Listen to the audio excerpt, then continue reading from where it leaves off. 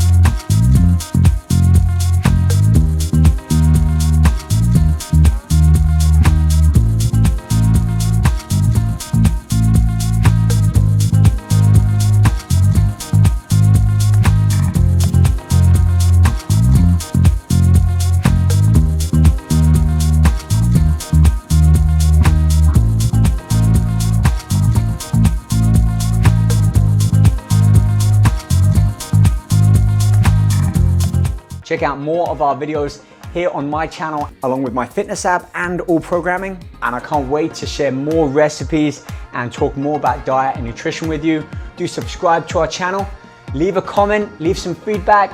I'll be sure to review them all. See you guys soon.